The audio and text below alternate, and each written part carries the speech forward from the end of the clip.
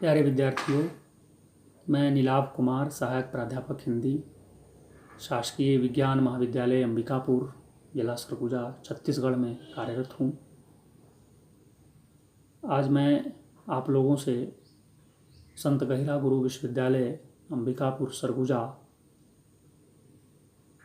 के पाठ्यक्रम में एमए हिंदी चतुर्थ सेमेस्टर के अंतर्गत प्रथम प्रश्न पत्र, जिसमें भारतीय साहित्य को शामिल किया गया है, उसके तहत कश्मीरी कविता पर हम बात करेंगे। इसके पहले वाले वीडियो लेक्चर में हमने जो निर्धारित पाठ्यक्रम है उसमें से दो कवि जिंदा कौल और मुजफ्फर आज़िम पर बात की है। इस वीडियो लेक्चर में हम मोतीलाल साकी और चंद्रकांता पर जो कविताएं संग्रहित हैं उनके माध्यम से बात करने की कोशिश करेंगे। पहले हम मोतीलाल साकी पर बात करते हैं, जो उनकी कविता है बांसुरी बादक। साकी आप जैसा जानते होंगे प्यारे विद्यार्थियों, प्रेमिका या प्रिय के लिए प्रयुक्त होने वाला शब्द है।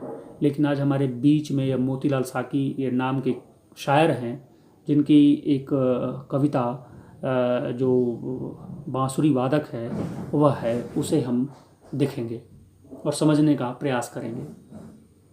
बारूद के ढेर के साथ पीठ टिकाकर बांसुरी बजाने वाले, बारूद के ढेर के साथ पीठ टिकाकर बांसुरी बजाने वाले मल्हार के राग को शायद नम हो जाए ओठ ओठ आकाश के, उम्र हो गई हमें धूप में दग्ध होते हुए अब तो।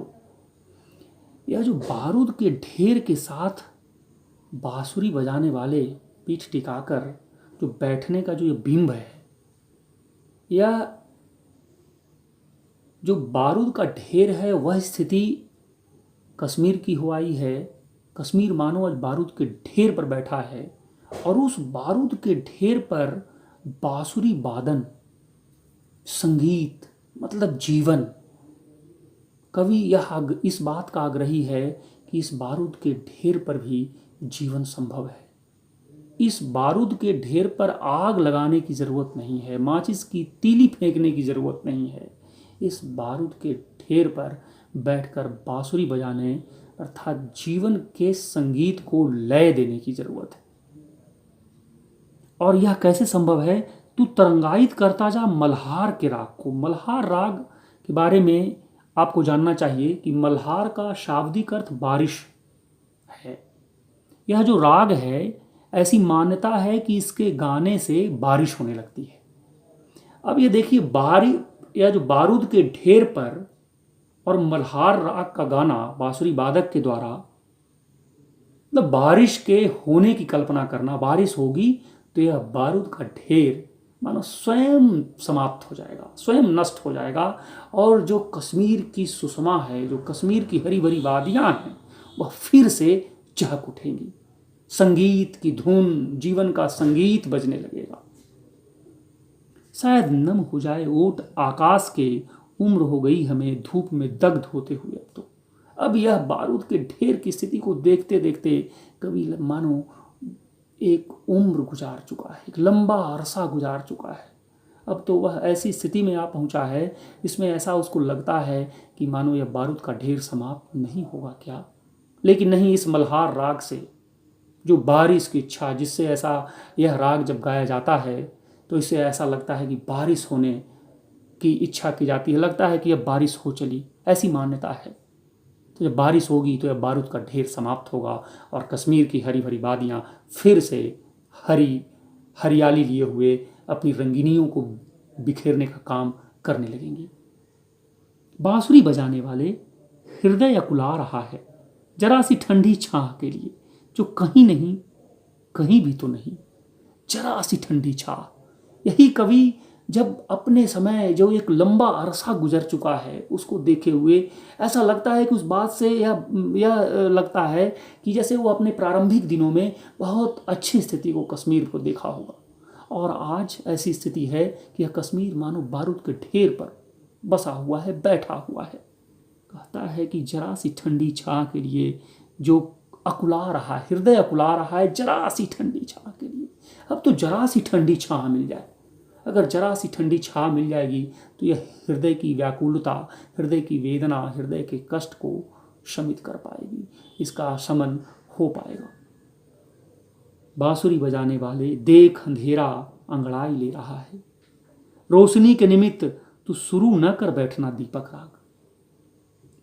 दीपक राग को समझना जरूरी है। दीपक राग के बारे में ऐसी बात है कि बादशाह अकबर की जिद पर तानसेन ने दीपक राग गाया था।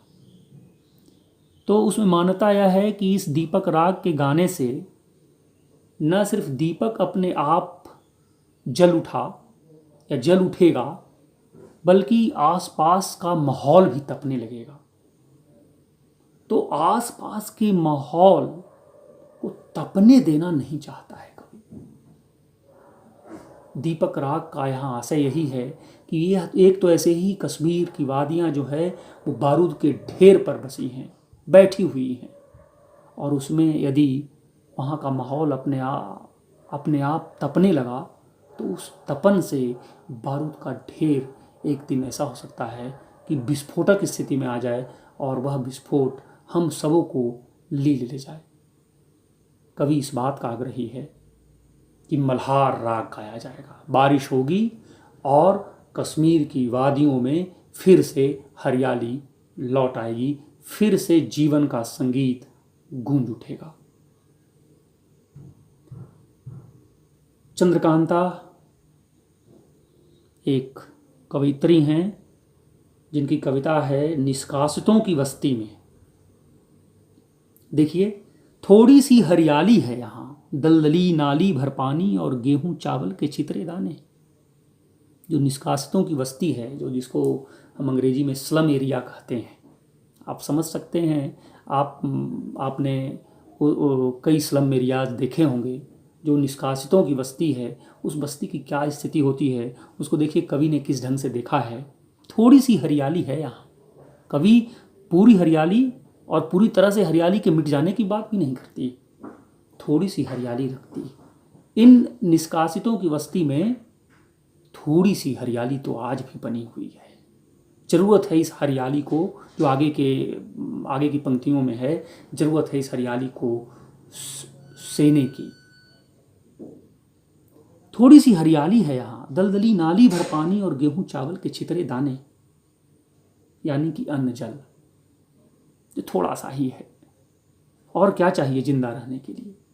अन्न जल अगर है, थोड़ा सा भी है, तो जिंदा रहने के लिए क्या चाहिए? बाकी तो भौतिक जो संसाधन है, उन संसाधनों का अपव्यय, जिस ढंग से हम अपव्यय करते जाते हैं और हमें समझ में नहीं आता कि हम अपव्यय कर रहे हैं। जिंदा रहने के लिए जो मूलभूत आवश्यकता है वह भोजन वस्त्र आवास की ही है। उसके अलावा जो सारी चीज़ें हैं वह मितव्ययी हैं। वह जो है वो अधिक फिजूल खर्ची है। मितव्ययिता चाहिए हमें चाहिए कि फिजूल खर्ची को रोककर और मितव्ययी हों लोग आंखें। और हमको मितव्ययी होना इसलिए भी ज़रूरी है कि एक तरफ जो हमारी आधी आबादी है वह 2 जून की रोटी के लिए जूझ रही है और हम फिजूल खर्ची में लगे हैं। लोग आंखें बंद कर बटोर लेते हैं दाना पानी, मुंह पर अंगुली रख खुदगर्ज होने की हद तक पसार लेते हैं अनभ्यस्त हाथ। खींचनी जो है सांस, दलदली हरियाली में बेशर्मी से खेलते मच्छर, सांप और बिच्छू रेंग आते हैं पैरों के आसपास। अब यह जो दलदली है, जहाँ नाली भर पानी जो है नालियों पर छितरा रहा है, उपला रहा है, ऊपर से बहने लगा है, वहाँ ऐसी स्थिति आएगी कि जैसे लगता है सांप और बिच्छू रेंग आते हैं पैरों के आसपास। और यह भी दिनचर्या हो गई वहाँ रहने वाले लोगों के लिए। ये कोई अनहोनी बात नहीं है, उनकी दिनचर्या के में शामिल है सांप का निकल आना, बिच्छू का निकल आना। उससे वह लोग उसका सामना वो लोग भली भांति कर लेते हैं। लोग रखते हैं सिरहाने, बांस या कोई लक्कड़, किसी बूढ़े की लाठी कि ठेल दे बिच्छू को या सिर कुचल दे सांप का दिख पड़े तो। अभ्यस्त हो गए हैं, लेकिन उनको कुचलने के लिए वह कोई लाठी रखना चाहते हैं या लाठी रखते हैं, जिससे उस सर्प दंश को और बिच्छू दंश को वो लोग दूर भगाने के प्रयास में लगे रहते हैं। उसको बहुत आसानी से भगा ले जाते हैं। उन्हें नहीं सताती नालियों की भवकती गंध, आदत हो जाती है सहते सहते सहने की, सहते सहते सहने की आदत। यह बहुत महत्वपूर्ण है। जो हमने ऐसी स्थिति बना दी है कि जिस स्थिति में निष्कासितों की बस्ती में सहने की आदत हो गई है। गोजनस कहते हैं इसे यहाँ वाले अपनी भाषा में, जिसको लोक में कनगोजर भी कहा जाता है। रेंगता नहीं इनकी नसों में दो मुँहे सांपों का भय, दो मुँहे सांपों का भय नहीं रेंगता इनकी नसों में। मतलब यह जो हैं, जो दिखते हैं वही हैं भी, जो दिखते हैं वही करते हैं। ऐसा नहीं है कि करना और कहते कुछ हैं और करते कुछ और हैं। रेंगता नहीं इनकी नसों में दो मुँहे सांपों का भय, आदी हो गए हैं देखते देखते वक्त का इम्तिहान देते। लगातार जीवन के थपेड़ों को खाते आदी हो गए हैं, अभ्यस्त हो गए हैं। उन्हें याद दिलाया जाता है अध्यात्म और दर्शन, लला, आरिफ और नंद ऋषि। जीवन के लिए छटपटाहट, जो जीवन रोजमर्रा की जो चीजें हैं उसकी आपूर्ति के लिए वो इतना संघर्षरत हैं, उनको यह याद नहीं रहता कि अध्यात्म क्या है, दर्शन क्या है, आरिफ, लैला और नंद ऋषि क्या है, कौन है। उनको तो पेट भरने जो क्षुधा पूर्ति है उसकी फिक्र ही बराबर सताती रहती है। उनको यह याद दिलाया जाता है कि अध्यात्म और दर्शन भी कोई चीज़ है। आरिफ और लैला की भी कहानी अपने यहाँ हुई है और नंद ऋषि की भी घटनाएं अपने यहाँ घटी है। नंद ऋषि भी हुए हैं। कितना धैर्यवान है हिमालय। तुम हिमालय की संतान, जितना ही धैर्यवान है हमारा हिमालय और जिस ढंग से हमारी रक्षा करता है। कवि कवित्री आग्रही है कि ये लोग भी उसी ढंग से उसी हिमालय की संतान है, उसी हिमालय की तरह धैर्यवान है। धैर्य इनमें बहुत है। और प्राणदायी आश्वासन, जिनके थामे वे चलते हैं नटों की तरह, झुलसते हुए लू में ठिठुरते ठंड में, बूढ़ी ठठरियां खांसती हांफती आंखें गड़गड़ाती हैं आसमान के खोखे में, उस पार जहां नीली छत के नीचे एक घर है जहां से उन्हें आखिरी सफर शुरू करना था।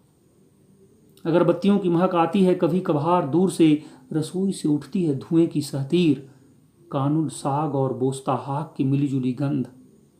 यह लोक में पाया जाने वाला साग और कोई सब्जी की कोई किस्म है जिसकी गंध जो रसोई से जो धुंध उठ रही है, धुआं जो उठ रहा है, उससे जो वहाँ पकाया जा रहा है, जो साग और बोस्ताहाक की मिलीजुली गंध उससे आती है।